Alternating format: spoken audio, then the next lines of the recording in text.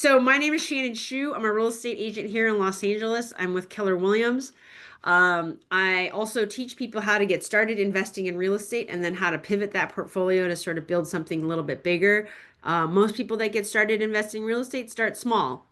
And then if you have a desire to grow, you grow. The other option is you may inherit and or be given an opportunity to manage a portfolio. I also look at how to help people do that. The reason I got excited about this particular topic with Sasha, I've worked with Sasha before, and I'm going to tell you a little bit about her, mostly from my personal experience because we have worked together. Um, Sasha, I met through Cash for Keys. She actually helped a client of mine who found Sasha online. I called Sasha and said, "Hey, I have negotiated with a tenant at a single family home in Los Angeles, and I just need to write up the agreement.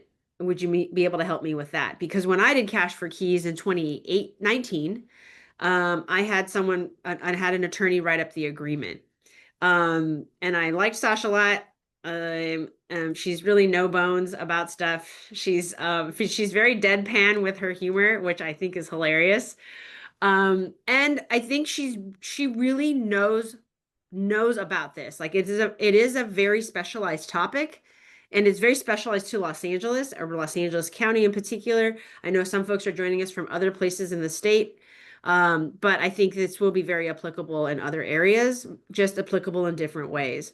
So with that said, before I introduce Sasha, I was just gonna give you a brief overview of Cash for Keys. She's gonna also give a brief overview of Cash for Keys, but as an investor and an agent myself who has done it with tenants, my own tenants, and then done it with clients' tenants, I will tell you that I actually think I can just do it myself.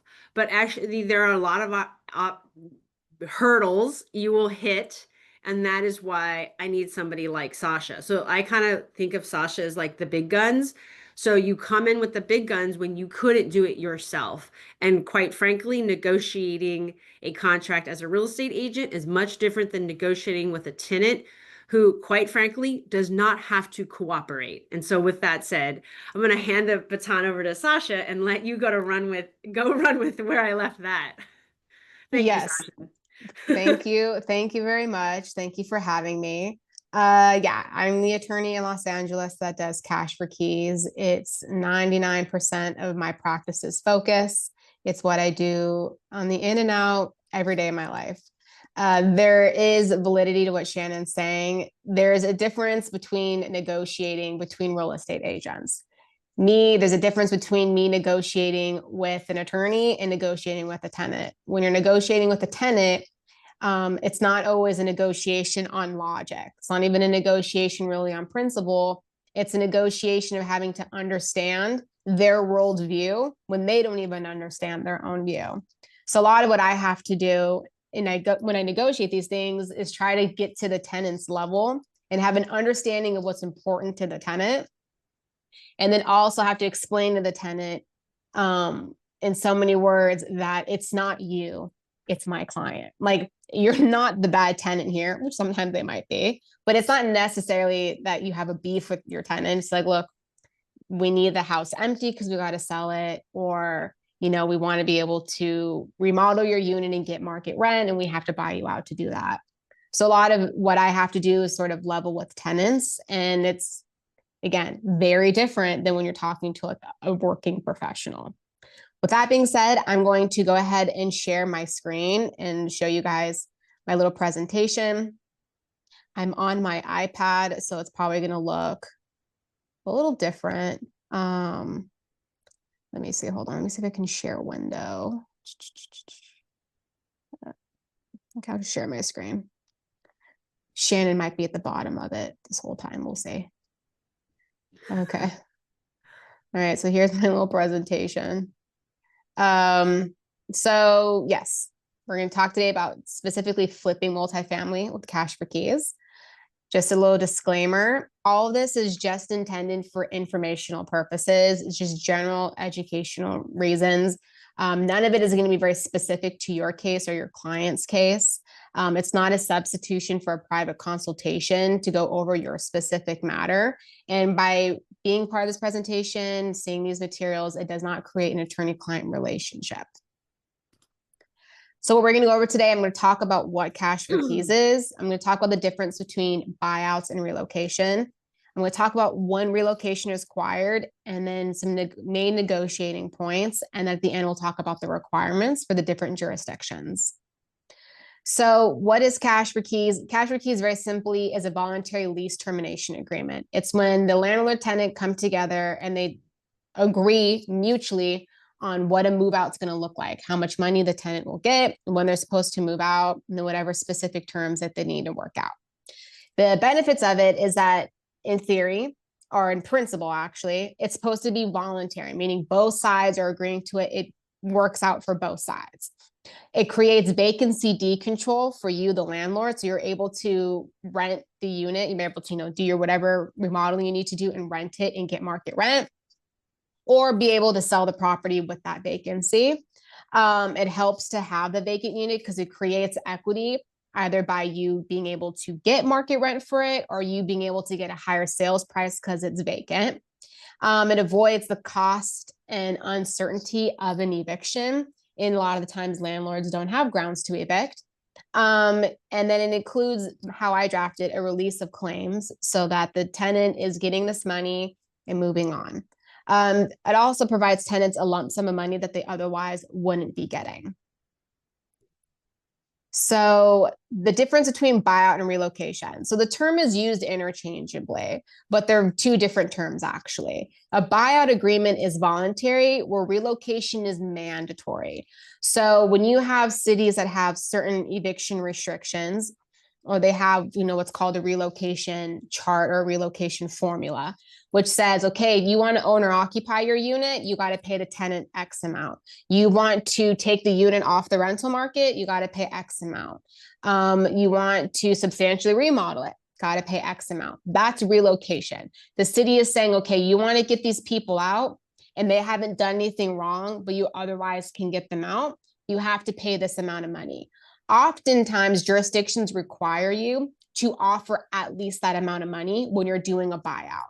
So it's kind of why the amount of money or those terms get to be used interchangeably, because it's usually the baseline for any negotiation.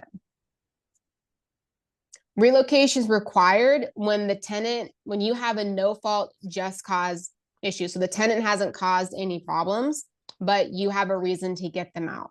So a for fault just cause is like the tenant hasn't paid rent. The tenant has caused a nuisance. The tenant has violated the lease. That's a for fault.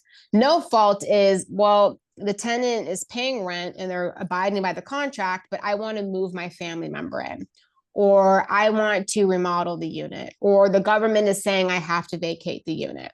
That's a no fault just cause. In that instance, you're allowed to evict the tenant, and then you have to pay them the mandatory relocation amount of money. So common no-fault justice causes, before I get to the next slide, is owner occupancy, or as Ellis Act, is an order to comply, is substantial remodel. Those are sort of the main ones. The caveat to them is owner occupancy. It varies by jurisdiction. And sometimes you can't do that if your tenant has lived in the unit for long enough and is qualified, meaning they're usually over a certain age or they're disabled. So sometimes landlords want to owner occupy, but the tenant's protected, meaning the city saying, look, you can't move them out of their unit. Or it could be that you could move them out, but then you have to live in that unit, you or the qualified family member, for a certain period of time. And for some jurisdictions, it could be 3 years, consecutive 3 years. So some people might go, hey, I want to live in my apartment for 3 years, or I want to live in my apartment, but I only want to live there for a year because my job is relocating me. I don't want to live the full 3 years. So that's where you might do a cash for keys, because you won't be able to meet the criteria. And usually you have to every year submit to the city paperwork. Hey, I'm still living here. Ellis Act is when you're going to go permanently out of the rental market for a certain period of time. It's not very often that landlords are doing that, especially with multifamily, because in that instance, you can't collect rent. With the Ellis Act, you're saying, look, I don't want a landlord anymore. I don't want to collect rent on this property. I just want everybody out. And, it's very hard to Ellis Act a bunch of units and not collect rent money on it.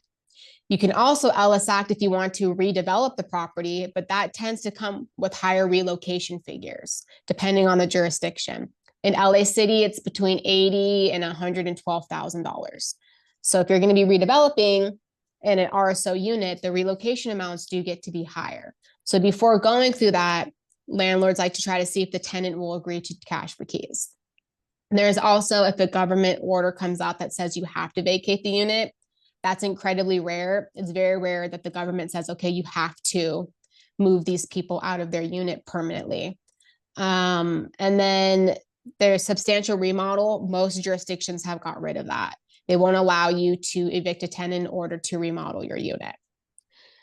So at the end, for those in here that go, look, I want to be able to negotiate on my own, my cash for keys with my tenant. What are some main things to know about?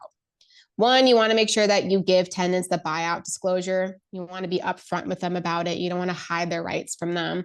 You don't want to sort of invalidate it because you didn't give them their buyout disclosure so they could get informed and get educated. The main points of the agreement is, one, what are you going to pay these tenants to move out, right? So let's say you come up with a lump sum of money. When are they going to get the money? Typically, they get it either at the end when they've moved out, or they might say, hey, I need this money in order to move out. So a lot of times you have it, okay, show me that you have a new lease agreement and I'll advance the first month rent and the security deposit. So let's say your buyout's 20 grand. And let's say their first month rent security deposit is 5 grand. You go, okay, here's the 5 grand, go secure your new apartment, your new house. And then when you move out, I'll give you the remaining $15,000. So you want to make sure that if you're going to be advancing money, you're tying it to a milestone of some sort. Or if you're advancing it without a milestone, that you advance a small portion. You don't want to advance a lot of money to the tenant and they haven't moved out. Because you never want to give them all the money, because let's say you give them all the money day one and then they drag their feet trying to find a place, right? So you have to make sure that they have skin in the game and they're still motivated. The next thing is, sometimes tenants go, well, I want free rent. I'm not a fan of this. It does happen in agreements, but I try to avoid that. I'd rather do is you have to pay rent, but I'll up the relocation amount or the buyout amount by the rent amount. So if rent is $1,000, okay, at the end, I'll give you 21,000 instead of giving the free rent. Or another way you could do a tiered option. If you move out in 30 days, I'll give you X amount. If you move out in 60 days, I'll give you a lower amount, right? So those are ways that they still have to pay rent, but they're a little bit more motivated to get out sooner rather than later. The other thing is the security deposit.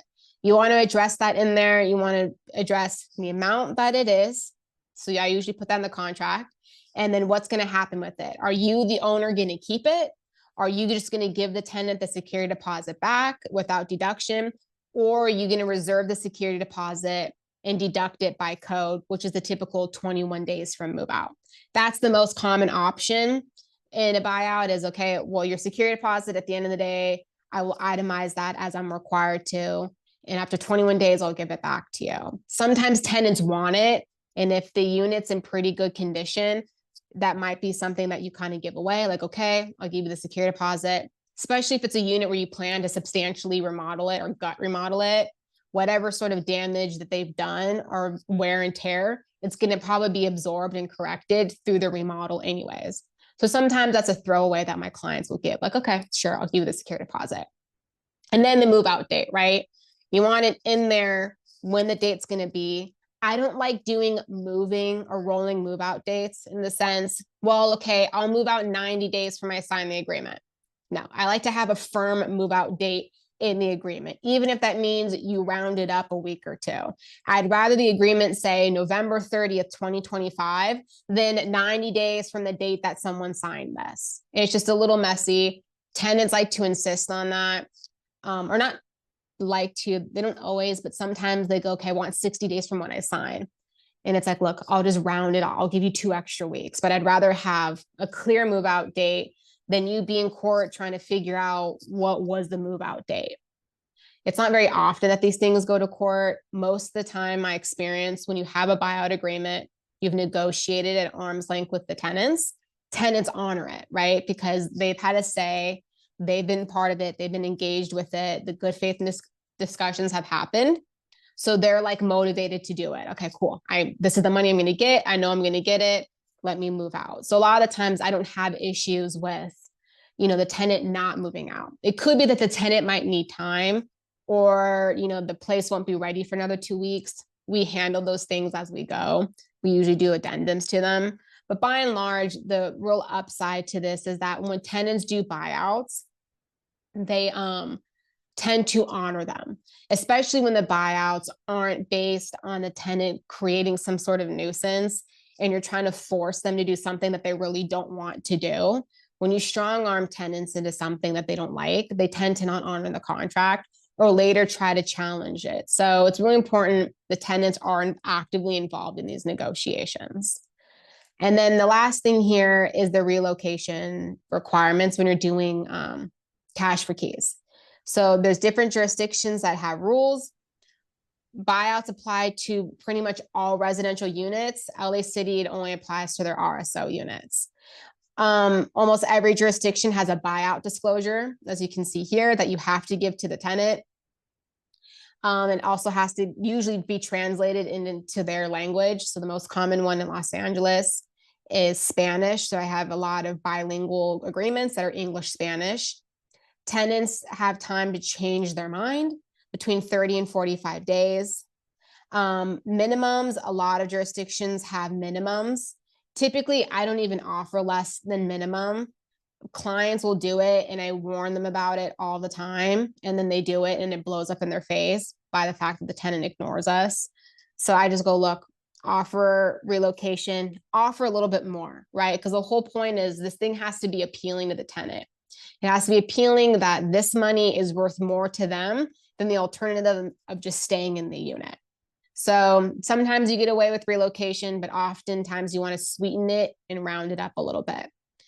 Every jurisdiction, for the most part, requires that you file the buyout with the city within a certain time frame so that the city has a copy of it. And cities like Santa Monica, West Hollywood, they tend to update that information on their registry. So online, you can see a buyout. And that also helps because a lot of times I go and look at those amounts myself and go, look, this unit a month ago down the street got this buyout for this amount of money. It also helped me when I did buyouts in one building in West Hollywood. I did 6 buyouts and the West Hollywood published them all. So the next month when I went to go talk to, oh my God, did I get kicked out? Can you guys still see it? Yep, we're still okay, here. Cool. Yeah. Sorry. The one time my brother actually wants to talk to me, it's the middle of a presentation. So I went the next month and I revisited. I said, hey guys, do you want to do, cash for keys? Are you interested? And the tenant goes, yeah, I want this amount. And it was like the highest amount that I had done. And I go, no, you don't get that amount. Well, why not? That's what, the other unit got. I go, but if you also look on the West Hollywood chart, you'll see your other neighbor down the hall got this amount of money. And that neighbor had lived there longer than you and paid less rent than you. So we'll give you this amount. And the tenant was like, okay, I'll take that. So it helped. It worked in my favor because it gave me like a comps. Like, yeah, that unit had a completely different setup than your unit. So if you see there was a bunch of different buyouts that got done and you're closer to that buyout amount than this buyout amount. So that also sometimes helps when I do buyouts is to kind of get an idea what's going on in the neighborhood because tenants will also be told to look at that. If they go and call housing will tell them to go look at our database and, negotiate from there. And then lastly, you want to have a copy given to the tenants, which is, kind of a no-brainer, non-issue. But these are sort of the main things to keep in mind when you're trying to do buyouts. You want to read the code, you want to read it, you want to figure out what the rules are. You want to go through the buyout disclosure and you want to make sure that you're following the steps that the city requires for you to do. So that's pretty much it. It's a pretty brief presentation. So I'll open it up for Q&A. If anyone has any questions, put them in the chat. and then I'll have Shannon sort of read them off so that I can get to them as much as Yeah. possible. Thank you. Okay, so I'm going to start with a great question. Kelly asked this question, and it's one of the questions I was going to ask you, and that is, what if a tenant doesn't take the buyout? And what, more specifically, um, if they don't move out, even though they have an agreement in place? But then there's those two questions. One, what if they just don't want to negotiate? Two, what if they don't move out when there's an agreement in place? If they don't negotiate, it's their right to not negotiate, right? It's voluntary. So there's times where I try to negotiate with tenants, but my client might have other options. Like I might have a client that's willing to LSAC the property. So it's like, look, if they don't want to play ball, they don't want to participate, they don't want to negotiate, then you have to either move forward with your alternative option or just accept that they're there. And a lot of the times when tenants go like, I don't want to do it, they don't want to do it now, but they might come back later. So I've had tenants where the idea is planted in their head and they go, nope, I don't want to do it. And then a month goes by, 3, 6, a year. And they're like, hey, can we like revisit this topic? Or like, hey, is that deal still available? And in that case, we revisit it and we talk about it. But it's not, even if the tenant says no up front, it's because one, they don't know how to negotiate. Two, they are like legitimately unable to pay higher market rent, especially for tenants that are a little bit older. They're on very fixed incomes. Those are kind of the two main ones. They don't know how to negotiate, so they feel like they're going to leave money on the table, or they really don't have any other alternative and they just don't want to just even deal with it, which is their right. But in that case, if there's no other alternative, you just have to deal with if the tenant has a right to be there, and they Can do I jump stay. in real quick? And it was a little bit more specific, my question. What if they do agree and sign the agreement for cash for keys, and then in the last 10 days prior, a week before, they go, forget this, I don't want to do it, I changed my mind. Then do you have to do the full notice to quit and all the processes? Yes. So if they do the agreement and they have a window to cancel and they don't cancel, and then they go ahead and still not move out, you have to file an eviction to enforce the agreement. So the agreement talks about that. Yeah, so your agreement when you do it, Sasha, let's just say you have a 60-day, they have 60 days to move out, and then we'll take one of the we'll take Santa Monica, right? It's a 30-day. They have a right to change their mind within 30 days. So they're at day 35 after a signed agreement. So they're past the 30-day and they're like, I don't want to move. Nope. I changed my mind. Right? You're So saying one, you you now have a have the right. conversation. I would have a conversation. Well, why are you changing your mind? I go, you can't change your mind, but tell me what the issue is. I Right. can't find a place to move. Okay. When did you start looking? Where have you started looking?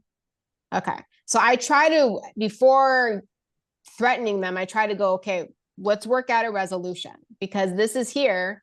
And if you don't move out, you're going to get evicted to enforce this agreement, because the agreement says that you're turning in your notice to vacate. You're going to vacate by this date. And if you don't, the owner is going to evict you to enforce the agreement. And all the cost of that is going to come out of the relocation money. So at the end of the day, you're going to owe money for not honoring the contract. So before we do that, you obviously want to do this agreement because you agree to it. So what is it that's preventing you from actually honoring the agreement? And it usually is that they bid off more than they can chew, which is why it's super important when you do buyouts that you make sure that you don't strong arm a tenant into something that they can't do. So if you go, okay, I need you out in 2 weeks, and then 2 weeks comes and they're like, oh, I can't go, then they want to cancel it. If you go, okay, I need you out in 30 days, and they really needed 60 days, just give them the 60. So that's where deals fall apart, is that tenants don't have enough time to meet the deal. So they start getting panicky and stressed out over it. It's not that they don't want to do the deal. It's that they don't know how to find a place. They can't find a place. They need more time to find a place. That's usually the hang up. So there we try to work it out. Okay, we can give you a month extension. We can do this. We can do that.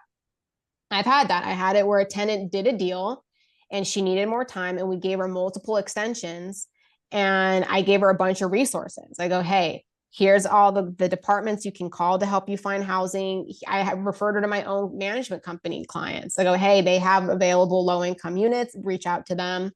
And then ultimately she moved out. And I said, look, the day has come. You were given like 6 months worth of extensions. It's no longer an extension. You're going to get evicted. And then it's going to be very hard for you to find a place. So she ultimately found a place, and actually she found a place, but it wasn't going to be ready. So she moved her stuff into storage and then is going to move. But we made it possible by simply having that conversation. So before I resort to like, hey, this is going to the eviction attorney, I tried to work a resolution out that's like, hey, what is it that's at issue right now? It wasn't enough money. Okay. You agreed to a certain amount of money, right? Do you recall that? Because it's in the agreement and you didn't cancel it.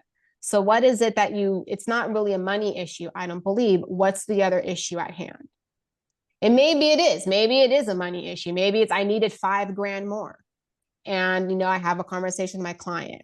And then if it ultimately like just won't move, then you have to file an eviction. But a lot of the times, all those things can be worked out by having a conversation with the tenant. What is the actual problem we have here? Nice. Okay. Sarah, can you write your question in the chat just so that I can keep the flow going? That'd be great. I'm gonna ask a follow-up question that Kelly asked, and that is like, when are the circumstances where you give you covered this a moment ago. When are the circumstances you give a little bit of money before they move out?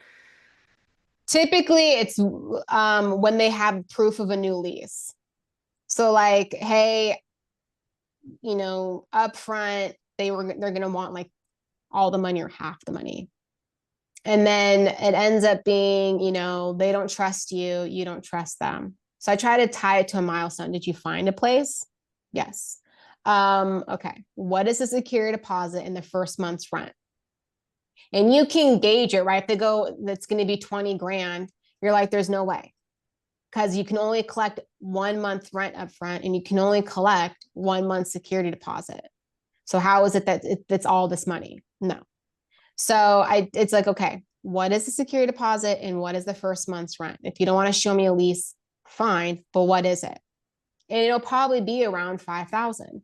Because to put in perspective, they're not going to go rent a place that they can't afford every month. So you have an idea already kind of what it would be. So I would advance that amount. Like, okay, I'll give you this so that you can pay it to your new landlord, right? And then the rest of it's when you move out. Now, if they're like really, they don't have the money, a lot of times, like maybe they're elderly and they're super fixed income, I might go, okay, show me the invoice for what it's going to cost to move, to pack up your stuff, right? To have movers. Show me that invoice. Okay. Then I would advance that as well. Okay. But I want to see that things are being packed. I want to see that you've signed a new lease. And then the rest of the money when they move out. I've had it where tenants insist on all the money up front. I had one recently. But the trouble that I faced on that one was the city insisted on it. Like the city was coaching the tenant and said, no, you need to get all the money up front, blah, blah, blah, which wasn't entirely true. And I don't really think the city told her to say that. That was just sort of what she came up with, which is her advice from the attorney from the city, which again, I didn't entirely believe the whole thing. But she did actually find a place and they did call the property management company and said, we're verifying her tenancy. So my client said, okay, just pay her the money.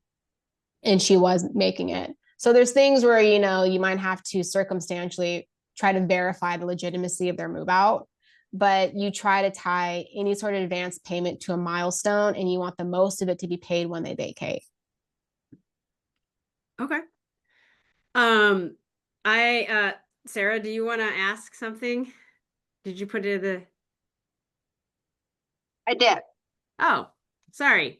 I'm not paying attention to that. Oh yeah. I missed it. Yeah, I see it. I see it now. If the tenant accepts payment right after signing the buyout, does it make the buyout agreement more enforceable than the situation where they only sign the buyout but they don't get any money? Yes and no. If you advance money, and when I have agreements where there's a cancellation period allowed by the city, I put in the agreement. If you want to cancel the agreement, any money that was paid to you has to be paid back before the cancellation period expires. So you don't get to like, okay, I'm actually canceling this and then hold $15,000. You know what I mean? Like, no, you don't, that's not how canceling works. If you cancel, you give me all my money back that I paid you. So at that point, arguably in the future, if they go, oh, well, I canceled it, you know, they can't enforce it. Well, hey, I gave them $15,000, right? And they didn't give me my 15 grand back before they canceled, and they still haven't given it back. Okay, then you haven't canceled the agreement. You have to honor it. So it does make it a bit stronger. And it gives the tenant more skin in the game, because like, look, I'm already making good on my promise and you are already accepting it. So you clearly know that you're getting involved in a cash for keys deal. So it does help you, but only in the sense if you have to go to court and battle this, right? Because then at that point, everyone's losing. Yeah. Before I ask your question, Kelly, I want to ask a couple questions that I have, and I'm gonna switch topics a little because we're kind of heading hard on like, what if the tenant, what if the tenant, what if the tenant? So I want to go a little bit in another direction because I want to cover other things, and I think other people on this call might appreciate, you want to appreciate it too. And that is, the topic was, how do you increase the value of a property through tenant buyouts? And I think that this is a big component of how you can help people get invested in Los Angeles or other expensive cities with tight or difficult rent stabilization ordinances. Because, you know, flipping the unit and making the kitchen and the bathroom and the floors nice again, we know that's going to bring a lot of value, but you can't even do that work unless you get the people out. And so I think looking at cost. So let's talk a little bit about cost. One, Sasha, how do you explain that cost to a new investor that's like, I just bought a triplex, or I'm in escrow for a triplex and the agent said I should probably get the tenants out to increase the value. How do you just start with a really easy way to lob that question? So I typically tell clients who are trying to buy real estate, right? When you're looking at doing a buyout, you first want to account for the attorney's fees it's going to cost you to do it per unit. So for me, it would be $5,000 per unit. So right there, if you have a triplex, that's 15 grand. Then you would have to go look at the relocation chart, right? And you look at the relocation chart and you go, okay, relocation is going to cost me $26,000 per unit here. It's the most expensive. It's the highest end of the chart, right? So then I would tack on $15,000 to $20,000 on top of that to be conservative. And that would be your buyout per unit, right? Yeah. So then you come out with that number and you go, okay, let's round it up and say it's $125,000. So you make the real estate philosophy that I recall, or that I've always heard, is you make your money when you buy. So it's important when you're buying the triplex that you're negotiating your price to account for the fact that I got to go pay these people to move out. So their purchase price needs to reflect that cost as much as it possibly can, right? There's other factors that go into it, but that's kind of the one. Then you need to also account for the fact of where the building's at. If you have a building in South LA, it could be cheaper to buy the tenant out because your upside isn't that great, because the rents there are a lot lower than, let's say, if you had a triplex in Silver Lake, where your rent upside is going to be huge. So you want to get an idea of what is going on and what the rent delta is for you. What is this tenant paying now? What would a new tenant be paying? And then factor that into when you're trying to purchase the property. So I like to it depends on the city that it's in. Because if you have to do a buyout, like let's say in Silver Lake, that's a premium buyout. Because if you're buying a triplex in Silver Lake that's tenant occupied, it's probably because everyone else tried to buy them out, right? So you want to account for, like, this is probably not going to be easy endeavor. And there's probably not going to be a lot of alternatives to get these tenants out. So those are all things that you negotiate when you negotiate buyouts. Now, LA City doesn't have necessarily a database of what all the buyouts were that you can kind of look at and go, okay, this building on this street had this buyout at this date. Santa Monica has that. West Hollywood has that. LA City sort of has a general, this is the average buyout that the city controller posts.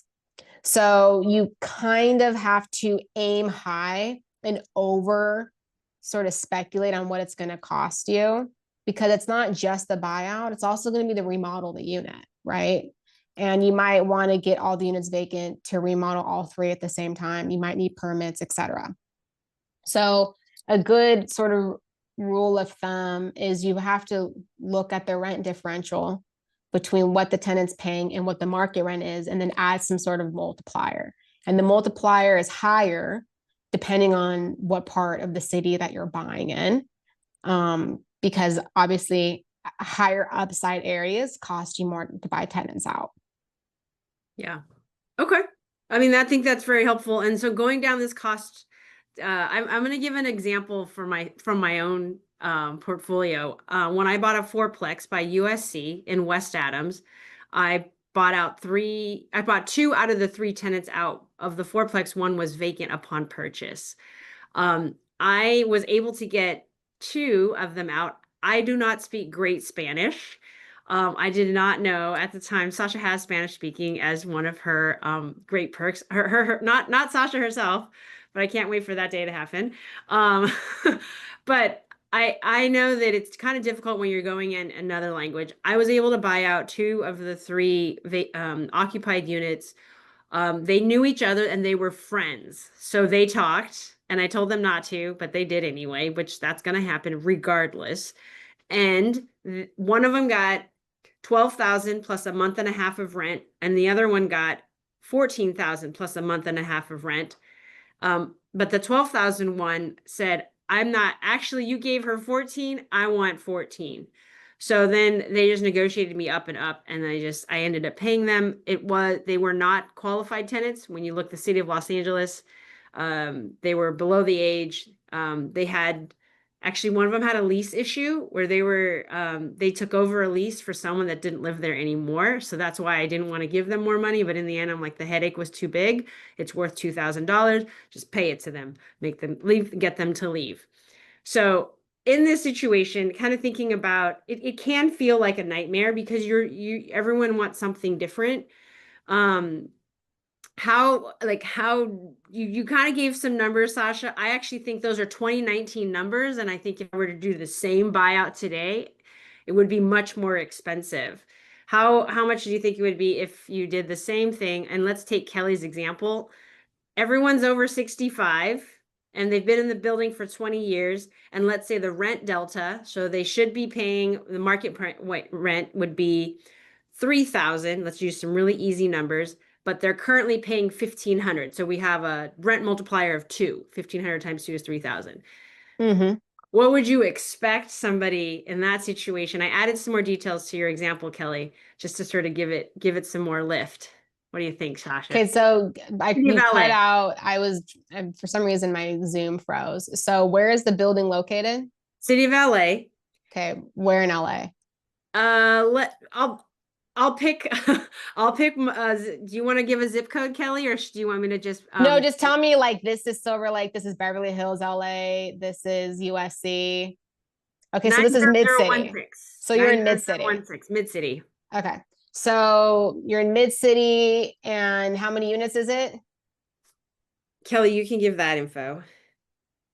West Adams is more or less mid-city. It's mid-city adjacent. Yeah. Okay, so West Adams, 3 units, triplex. So someone asked there what my formula is. I don't have a formula. Maybe I should start working on a formula, but I don't feel like I need a formula because it's sort of a negotiating thing. I look at the tenancy. Do they have kids? How long have they been there? Are they elderly? And then I take the relocation chart and I sort of look, okay, how much can I add to this? And then what's my client's ceiling? And my clients never tell me their true ceiling. And I appreciate that because I would go spend it. So tenants ask me all the time, what's the max your client will pay? I go, I have no idea. I go, my client would be dumb to tell me. I go, you're not going to tell me the lowest you'll take. My client will never tell me the max they'll pay. I go, that's how we have to go through this exercise of negotiating. But it sort of depends on, like I just did a buyout in mid-city. So not far from West Adams. And my client lived on site and it was a triplex. and the tenant got an attorney. They wanted 70,000. And I finally told the attorney, who I knew very well had never negotiated a buyout in his life. I go, your buyout's not worth 50,000. It's not worth 45,000. And I go, the simple fact is rents are going down in that area. I go, so if this was in 2020, yeah, it would have been worth it.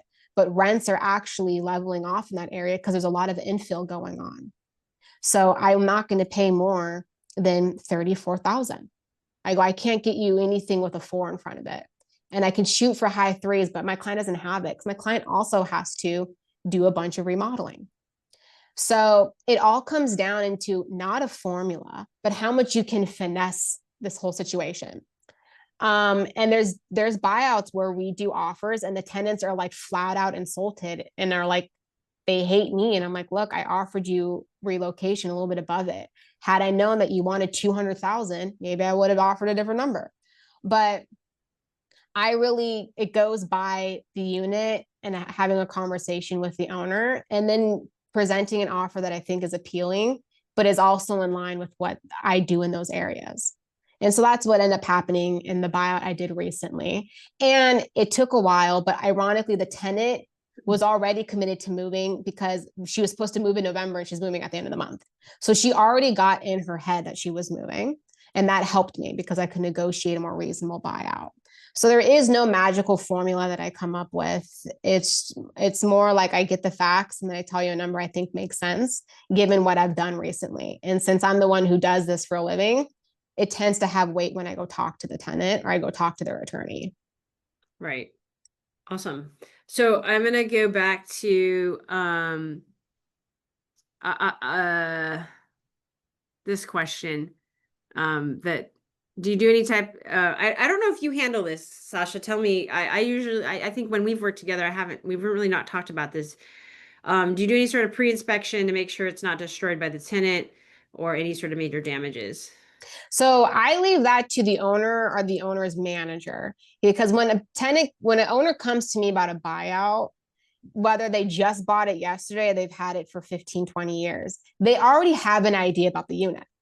Because every year you get inspections from either Section 8, if there's a Section 8 tenant, or every couple of years SCEP comes in, or the tenant calls housing on you, right? So you have an idea what's going on. The tenant damaged this stuff and I had to fix it. They broke a window and I had to fix it.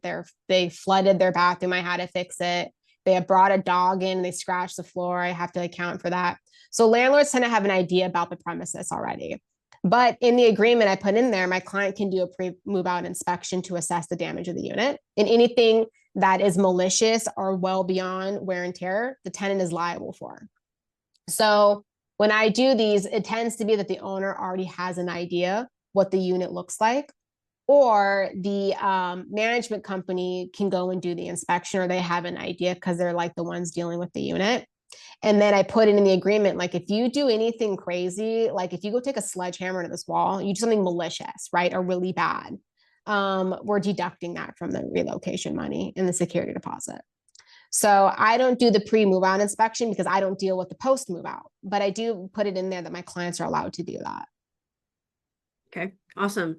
So Sam asked, do you still require cash for keys if you're buying out a duplex, for example, for your primary residence? This goes back to, actually, this is a relocation. It is not a buyout. So for due to owner occupancy, you can do a cash for keys, and that gives you the most leeway. So you can owner occupy it for however long you want, but you don't have to meet a minimum. So in that case, you could do a cash for keys and you treat it the same way. And you tend to pay the tenant a little bit more because you're getting the cash for keys. You're removing all of those strings. If you're just doing the straight relocation, like I'm just going to go through the city and file all that paperwork, attorney that I can refer you to that does all that paperwork. But a lot of times it becomes expensive to do it right. So they'd rather just do the cash for keys so they can do whatever they want with the unit, including not owner occupying if they ultimately decide they don't want to. Awesome. So I'm going to ask some other questions that I think some folks haven't touched on, but these are questions that I asked when I first started looking at cash for keys. And that is, well, hey, Sasha, you seem pretty smart. I guess you do this for a living, but I mean, hey, I'm in real estate. I can do this. I'm smart. I negotiate contracts all day. how come, I mean, just tell me a little bit about how you advise me to do this, and I'll probably be just fine. Um, The typical playing a thing little. is I mean, everyone knows everything. Plenty of clients, real estate agents are just, owner operators, negotiate buyouts. I go, great, just tell me what the terms are and I'll draft it up. Not a problem. I don't think anyone should go draft a buyout agreement by themselves. And the simple reason being, if you don't do it right, a tenant will come back and sue you. And it's happened several times that people have come to me like, oh, I did the buyout, but I didn't do it right. I didn't file with the city. I didn't do the disclosure. I hid it from them. And then an attorney suing them. Oh, by the way, your buyout agreement's not valid and we want $100,000 now.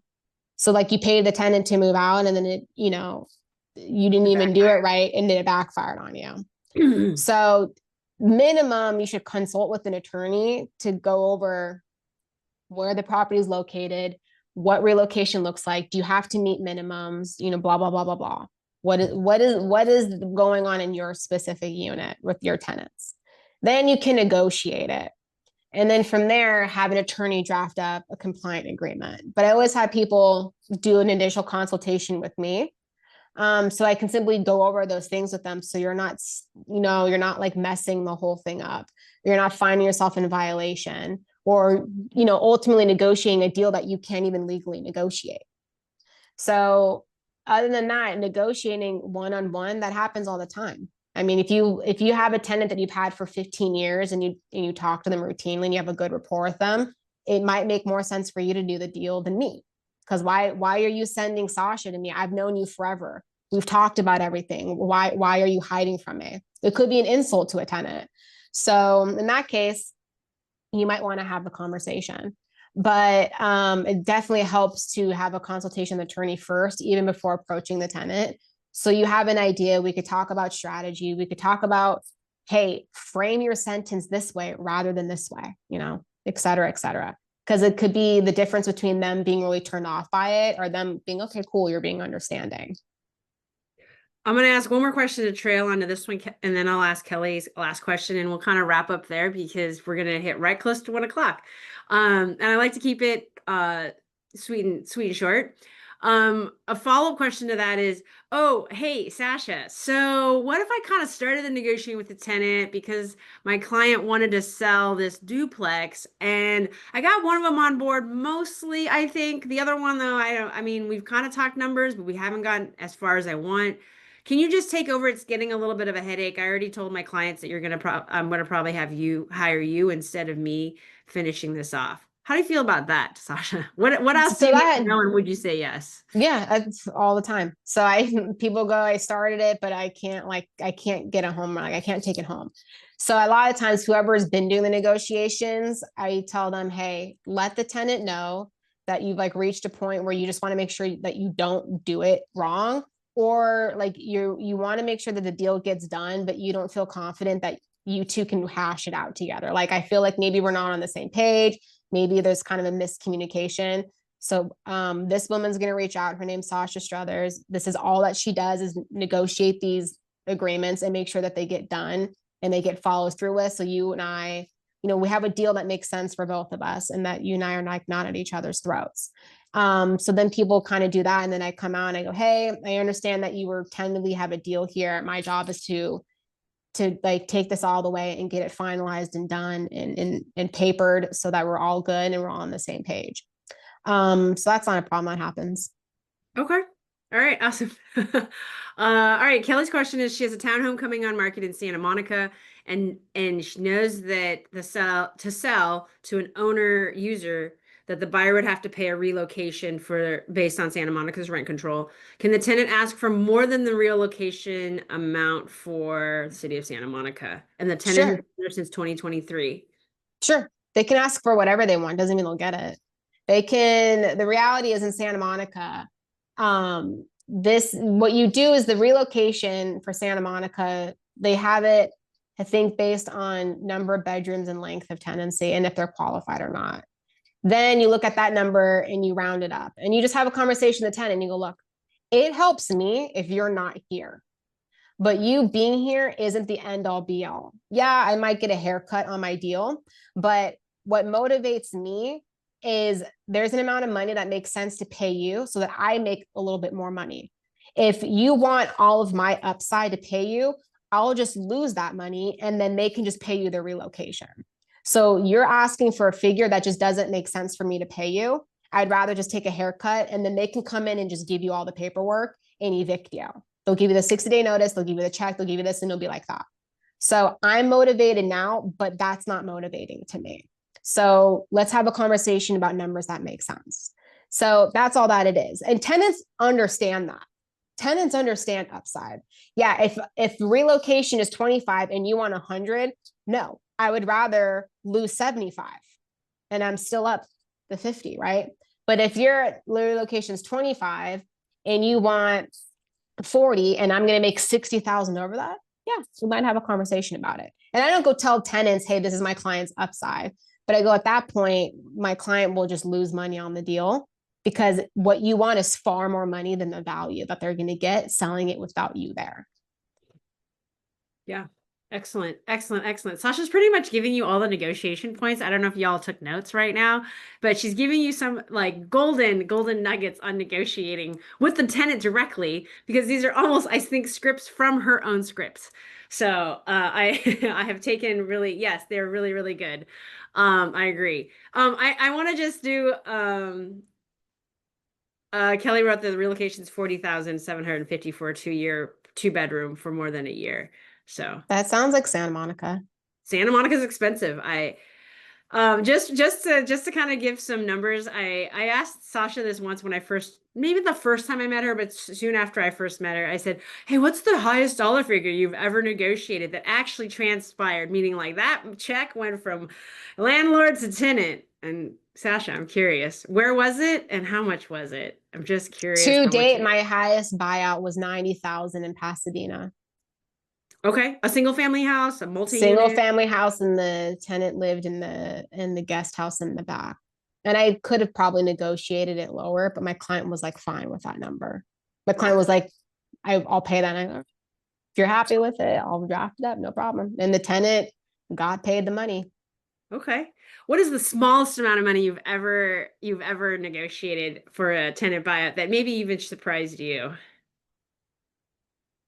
Mm, this it kind of varies. Like during COVID, I did like I'll waive your rent and you just go. Okay, cool. I Oh, did it where like I've negotiated buyouts where the tenant agrees to pay the back rent they owe. I'm like, whoa, that's cool. I've wow. negotiated like 1 month's rent. Like they'll just So take the 1 month rent and you're like, okay, cool. So I've had some reasonable ones. Those ones tend to be very small mom and pop landlords where like they've known each other for like 20 years and they're like, I don't want to screw you over. I know it's my time to go. That's very rare. But those are sort of smaller ones that like, hey, this is what it is. Like, okay, I'll take the money, I'll go. Like, I don't want to be a thorn in their side. yeah, that's very nice of them. That's amazing, Sasha. By the way, I have actually, yes, I've done the same. I've just negotiated out the cost of the 1 month's rent and the cost of moving, which was, maybe in total $6,000, and their rent was 3,200. So it's not even a 2 times multiplier. But yeah, I It's think sometimes they get it. They're like, okay, cool. Yeah, the state says I get 1 month's rent. Okay, I'll take 1 month's rent. yeah, That's okay. Can I get a little bit more time, or can I get like maybe $1,000 so I can like pack my stuff? Yeah, okay, all right. So those yeah. deals happen. They're like fever dreams, but they do happen. They're rare. You're right. Yes. Well, thank you so much, Sasha. I really, really appreciate it. One of the questions that I believe Zoe asked is, could we get your presentation? Would that be something you would mind sharing? And then I will distribute to the guest list. Sure, we can send that. I'll send that to you. And you can send kind of a follow-up email, I suppose, Okay. and we'll have it attached. Yes, fantastic. I will have it attached. And all of her information to reach out to Sasha is in there. I really appreciate all of you guys coming. It's been a pleasure. I told Sasha already in advance. I said, I know we're not going to get through all my questions. We're absolutely going to do part 2. I don't know when part 2 is, but I will keep you all posted. I love that you guys all attended and hopefully you got a lot of value out of it. Thank you guys. I appreciate it. Thank y'all. Bye. See ya.